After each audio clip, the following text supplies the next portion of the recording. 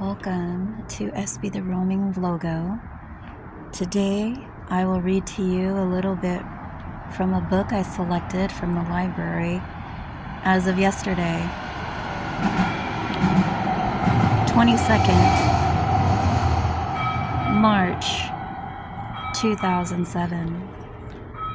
The cart was all rattling wooden planks and creaking hinges on the bramble-lined path, and he wasn't sitting up front with Virgilio, eager to be given the reins so that his grandmother, my little prince, would understand who was in charge. He was lying in the back of the cart, on top of a load of potatoes that were digging into his ribs.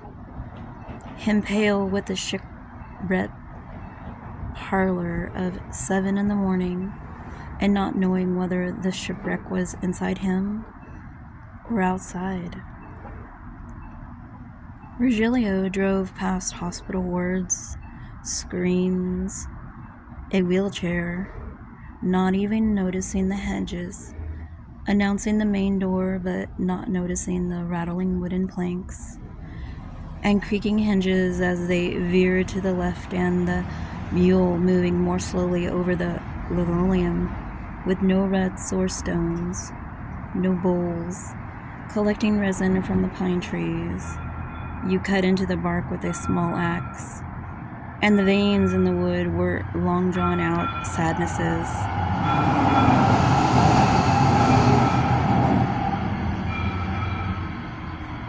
A woman wearing a green blouse, almost certainly an employee at the hotel where the Englishman from the tungsten mines used to stay, pointed at Virgilio and said, "Put the stretcher there." And once again those rattling wooden planks, creaking hinges, the stray potato that the old woman immediately snatched up and hid under her shawl. They eat them with the skin on. They don't even cook them, or they stick them in a hole covered with old clothes. More female hotel employees in green blouses lifted him onto his childhood bed with no blanket and no pillow, and he felt embarrassed to be lying naked beneath a starched sheet, which, far from covering his feet, exposed them to the jeering lights. Feet that seemed to belong to him, to belong to someone else. Whose were they? The eucalyptuses billing out the wind blowing around the hotel, or was it people speaking, syllables that the treetops utter and that you then have to put together to form words? The word surprise, the word terror. The hotel employees came and went like a ballad of bees.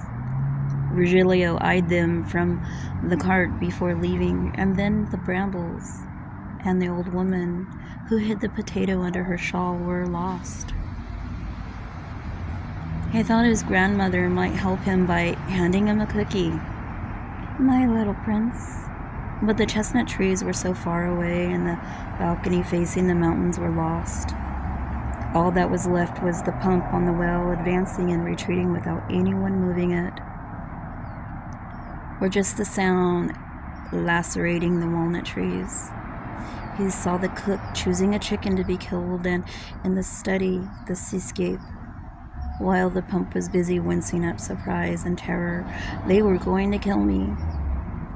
A needle in the arm that didn't feel like his, and the syllables from the eucalyptus coming faster now, announcing something, but what? He felt sorry for his lonely feet and at the mercy of the crows pecking at the trees in the orchard. One of the hotel employees placed a shell over his nose and a mouth, and all the surprise and terror became concentrated in his feet. Under her shawl, the old woman clutched the potato to her, greedily, fiercely. Old woman never used to talk. They limped along carrying the sacks of their bodies. He was amazed that the pump was so silent. The crows were cawing silently too, and the syllables uttered by the eucalyptuses and the hotel employees repeated that silence. Donna Irene's heart was inaudible, although the shower of drops was covering him again, separating him from the doctor, who was also wearing a green blouse. Difficult to make out the mist rising up from the Mondego. Then the surprise and terror left him. A primordial darkness filled his insides, reducing his life to incoherent colors and diffuse shapes vanishing down a drain he had not known existed inside him. And even though he wasn't thinking, he thought.